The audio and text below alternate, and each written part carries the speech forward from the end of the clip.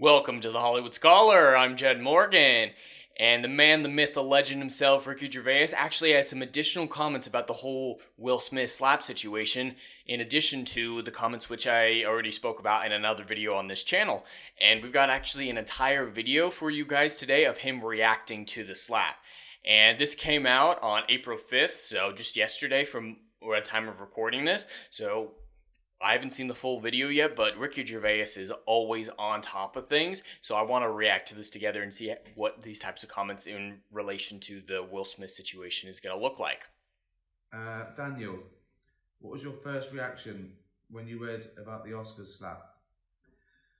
I was annoying. I was really annoyed. Loads of...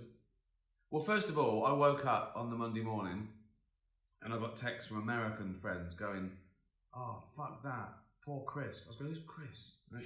And then I saw, "Oh, fucking hell, yeah." I mean, that's the main thing. I don't know why.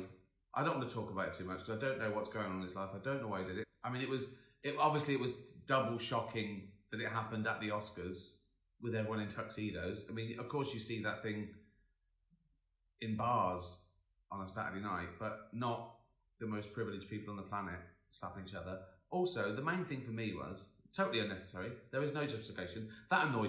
So yeah, these comments are absolutely correct up to this point.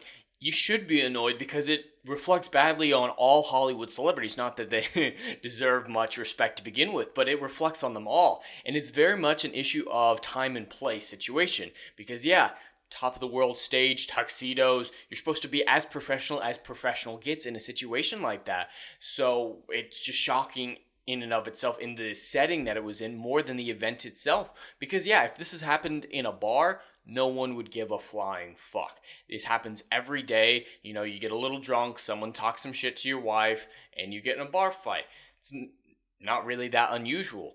But in live television setting, it's broadcast to the whole world. And that's why this situation, I've heard some people say, hey, why does Ezra Miller get to get away with everything he did while Chris Rock said what he did and got slapped by Will Smith and everyone's mad at them, not focusing on Ezra Miller. Those situations are a little bit different. Yes, what Ezra Miller did is 1,000 times worse, and I think he should go to jail for it because he's just a piece of shit in general. But it didn't happen on live TV in a room full of celebrities in tuxedos broadcast to millions of people. They are very different situations, and the severity of the situation is very much amplified by the setting, which is settings make a lot of difference, and that's why normally a slap isn't a big deal. No one would be talking about it, but it's the people in the setting that make it to the scale that it is. So I'm really liking these comments so far. With me, when people are saying, "Oh, he deserved it," you shouldn't tell jokes about people. No, no, they're not. Violence is violence. Words aren't violence.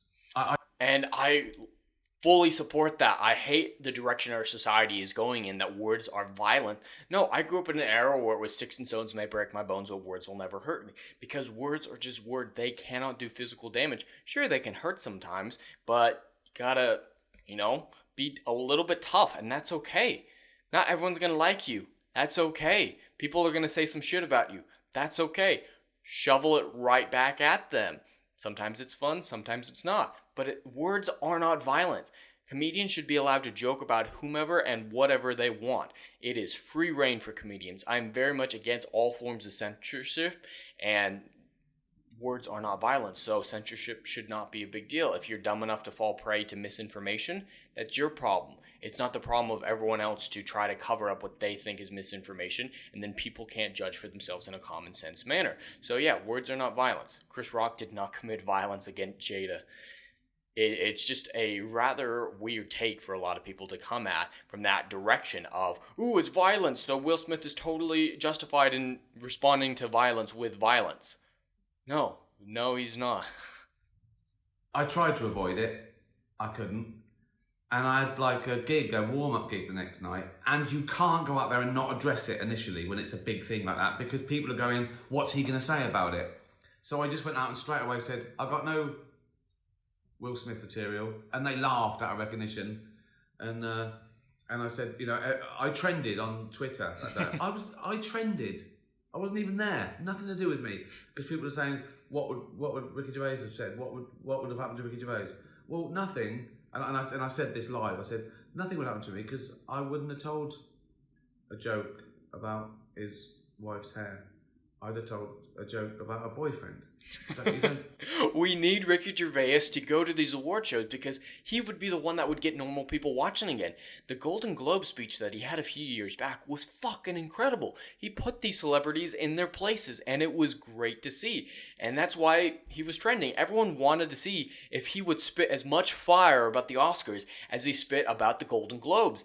He just understands his place in the world and realizes that he is in a different class of society and he is going to make fun of it. He recognizes the difference but still relates to what normal people feel like. And that's what makes him above and beyond a lot of these other Hollywood celebrities. Now, I don't agree with him on most of his politics, and that's fine. We can be adults about it. But he recognizes in a common sense manner that these people are dumb and they're not experts on any of these subjects that they're talking about, that they virtue signal about. So even if I agree with them, even if I don't, they're not in a position to virtue signal. So, and he understands that. That's why people like him, whether or not they agree with his politics, because he realizes no celebrity is in a position to virtue signal, and that is what sets him above and apart from all the others.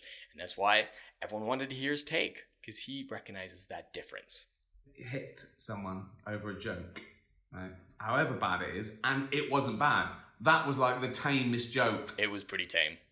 I would have ever have told. The boyfriends would have been a lot better. Someone said it was joking about her disability. I've seen that take. Well, I'm going a bit thin, so I'm disabled.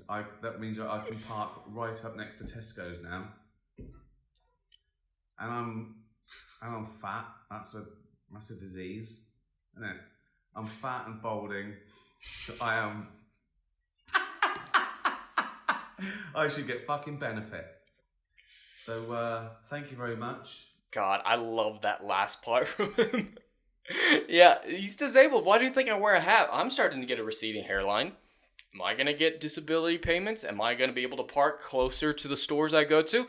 No, because hair loss isn't a disability. Yeah, it sucks, and it especially sucks for women. But it doesn't affect how you're able to operate in society, which the majority of disabilities do affect that ability to interact with society in a quote-unquote normal fashion.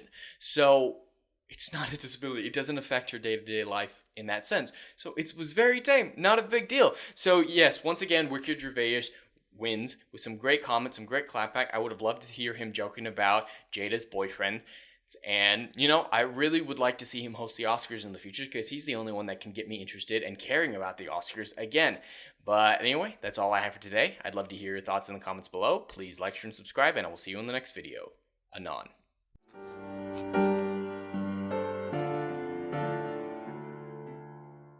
If you like what I do here and want to see good, compelling stories that Hollywood will no longer give you, check out my book series, Odyssey of a Phoenix, a mythological epic about philosophy, morality, and modern-day mental illness issues. Books 1, Down in Flames, and Book 2, Apocalypse Then, currently on sale. Book 3, Kill the Dark, coming soon.